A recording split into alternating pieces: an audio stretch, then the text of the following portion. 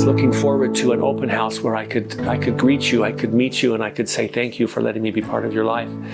But COVID-19 has changed all of that, and this is a way for me to do that same thing, to say thank you for letting me be part of your life. And maybe it'll be better, because I probably wouldn't have been able to talk, because I would put my arms around you and say thanks. And it would have taken forever to get through an open house that way. So this way I can do it once, say thanks. You can all be rest assured that you'll be taken care of and that life moves on. And what are you grateful to your patients about?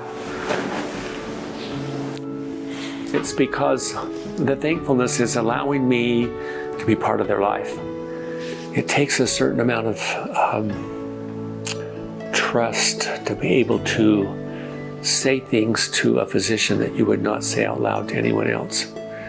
And I really am thankful that they were willing to share that we could try and find a solution to the illness, to the depression, to the children, to the marriage, to whatever the topic was that came up that we could talk about. So I think just saying thanks for being loyal to Spanish Fork and to me as a physician and to Canyon View Medical Group as a whole, to be able to say that they trust me and they trust us with their health, and to be able to have their best interests at heart. I really like the feeling of Spanish Fork of people looking out for each other. One of my wife's favorite movies is It's a Wonderful Life with Jimmy Stewart, as well as Our Town by Thornton Wilder. And in both of those, you look back at what life would have been like if this person hadn't been there. And Spanish Fork has given so much to me. As I look at each individual patient or each individual friend or each individual neighbor, what would life have been like if they hadn't been there? How would I be different? What way would I not be better because they weren't there?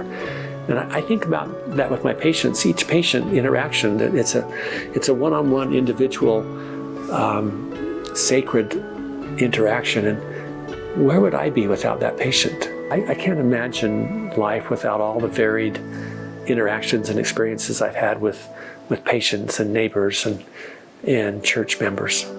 I had a patient tell me, "You can't leave because you delivered my child, and now you delivered my grandchild, and I want you to deliver my great-grandchild. You're just part of our family." The ability to take a patient from pre-pregnancy as a family doctor to getting that first pregnancy test positive, and the smile that's on their face, or the fear that's on their face as they recognize that, and then follow them through that 9 months and be there at delivery. You've heard of people say, "I don't have words to describe what that feeling's like," but it really is true. There's not words to describe as that head comes out, that pressure's gone, and that family lifts this little baby up, and to watch a dad cry, the whole room cry as this new baby comes in. There's just not words to explain the awe and the joy of this new baby coming in. It's just difficult to explain, and yet it's one of the most profound and special privileges to be involved in that with someone, to help them bring a new life into the world.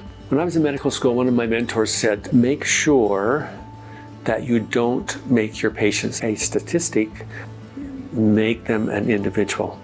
It's been a privilege to be able to work with people, and certainly we weren't perfect with what we did, but my patients have been so forgiving and so understanding from moment to moment, depending on what was happening and how we took care of each other.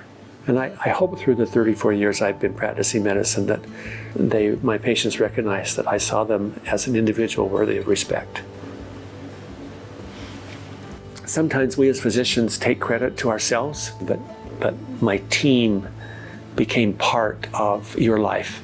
Lisa was my first medical assistant, followed by Donna Kidman, followed by Mary Hall, followed by Amber, and now with Claudia, together as a team. In fact, I've told my assistants, you know what, if I leave, as long as you stay, it won't make any difference. I can't be more thankful than for the people I've worked with through the years. fact, I'll probably miss them right along with my patients as I don't go into work every day. As I contemplated retiring, I knew I wanted to have someone who could take over my practice and my patients would love and enjoy. So as we interviewed Dr. Stephen Witherspoon, I could see that he connected with those patients. And so before we offered him a position, I called his references and they were just sterling.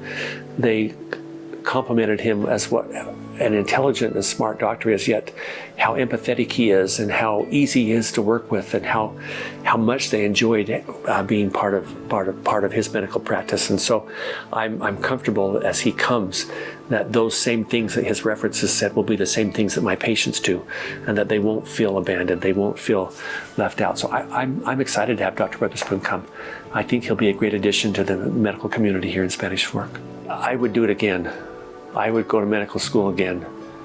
I would participate in this ability to help people. And I think even though the face of medicine has changed so much, the relationship of one-to-one with a patient has not changed.